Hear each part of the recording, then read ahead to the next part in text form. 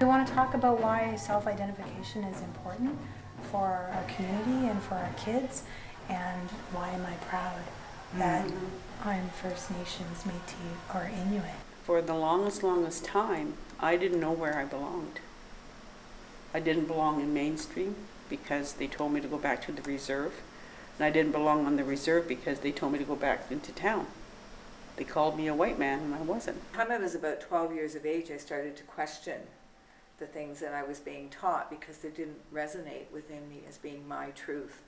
And I challenged the system, and so I walked away from that, and then really felt lost. It was always my mother who wanted us to self-identify, and I hadn't really been interested until probably I entered high school. I was very drawn to the culture of the First Nations people as a child.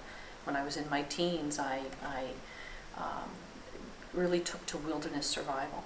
As someone who's First Nations as well, there was definitely probably a little bit different slant that happened in my class than maybe in some other people's, but it was really neat to see some kids came to me and said, after the first time that I talked about it in class, one girl in particular came up and told me that she had First Nations background, but she hadn't self-identified previous to that. It wasn't until my daughter was in grade 7 and she was going on a field trip to Crawford Lake. And we walked into the longhouse and I literally burst into tears.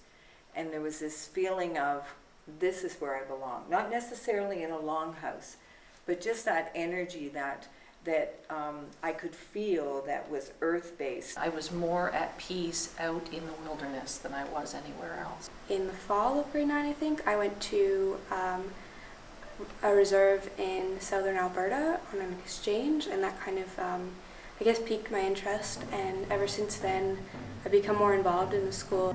I remember the first time hearing a drum, I cried because I knew that's where I was, walking on the earth and being at a powwow for the first time. I cried because it was just like, it took me a while to get here, right? And but now I know where I belong, and this is who I am. I'm a Cree woman, that's who I am. My ancestors come from Moose Factory, Moosonee area. The kids of my own, by the time it was confirmed that I had this Métis heritage, and then it was a whole new path. I felt complete. I felt, oh, that's why. And now I found myself. I found the other half that was missing, and I could go down that path now, and I'm still continuing to learn, and it's at peace, like connecting with the drum.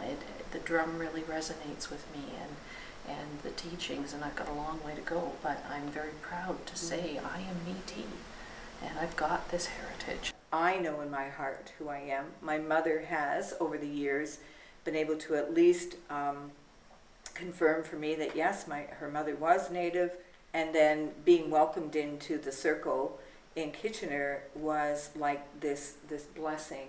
I know as a teacher myself that when I know what the background is of all of the kids in my class, that I'm more likely to bring in something that's a little bit different that I maybe wouldn't do, but I know that these students here, that's their interest or that's their background, and so I know I always make a concerted effort to be inclusive, and I think by self-identifying, then it's giving teachers that opportunity to know. My grandson, ever since he was a small little wee one, I tell him stories and things like that, so. And then I was asked to go into his school, go into his classroom, and so we drummed and we sang, and those children, they were just like, wow, and then he sat there and he was like, his chest was out and he was just like, oh yeah, that's my kokum, It gave him an opportunity to say, this is who I am, this is part of who I am. His other part, he's learning too, he's Irish, so he's Irish Native. You going into your grandson's class is awesome for your grandson, but it's also really good for every other kid who's in the room, and that's where the education begins, when they're little like that, and by being inclusive. Through the Aboriginal Club at my school, we've done some events like the Heritage Festival, which we do every year. It gets faster.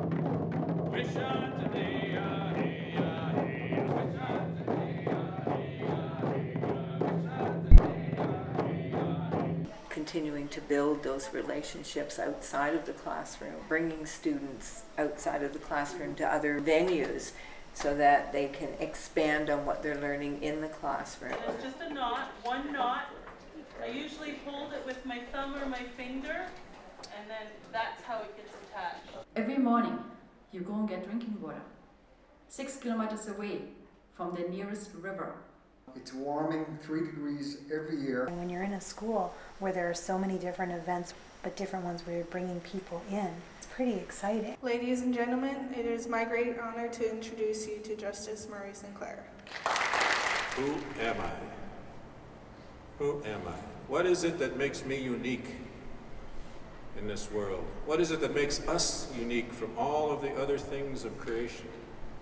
I just met Justice Marie Sinclair, and it was very cool, and I introduced Susan McGlukark. Susan McGlukark is one of Canada's most unique and most honored artists. She is an Inuk from Arviat, Nunavut. I think too, by self-identifying, we're going to help break those stereotypes. There's a lot of preconceived ideas of what the First Peoples were, what they are now, where they are. So many times I hear, "Oh, I didn't know there were any in this area." Well, we're all over, right? And I think by being proud and standing up, we're showing we're not going away. We didn't go away. I remember when I was in school, if I had the opportunity to self-identify, I wouldn't have, because of the negative stereotyping. Now, because the work has been going on where people are going into the schools and they're teaching and they're sharing the culture, I would have been proud. Like you said, I think there has been a lot of stigma attached in the past to identifying as Native, and certainly generations of cultural repression and terrible things that have gone on. I'm really proud to have finally found the courage to self-identify. My grandmother hid the fact that we were Native. She was ashamed, and she was protecting her children and her grandchildren. I'm reclaiming it for my grandmother and for my mom and for my daughter. I have many ask me to come in and do circles to supplement what they're able to offer in the classroom. If you never see yourself in anything that's in a classroom, then it's hard to feel that pride, even though you might have it at home. When you come into the school, if you never open a book that talks about anything that has to do with your background, no matter who you are, but I think in particular for people who come from an Aboriginal background, then it's harder to celebrate that when you're in a school system. And so for me, it's really important because I want to see that there. And I think it's happening a little bit, but it needs to happen still a lot more. We have a lot of work to still do, but it's exciting to me that it's happening. I'm happy to hear that, things are changing, not only within the educational system, but everywhere. Children are being encouraged to stand in their truth and to be proud of who they are. To be able to say, I have the Native background and I'm proud of it is, I think, very important. Being lost for a long time, my spirit was searching.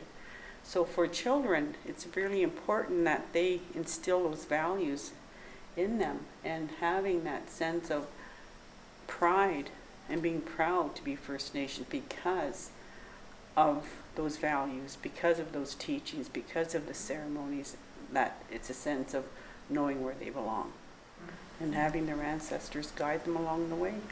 Turtle! It is a beautiful way to look at your place on the earth while you're here and taking responsibility for looking after Mother Earth for 7 generations of children to come after you.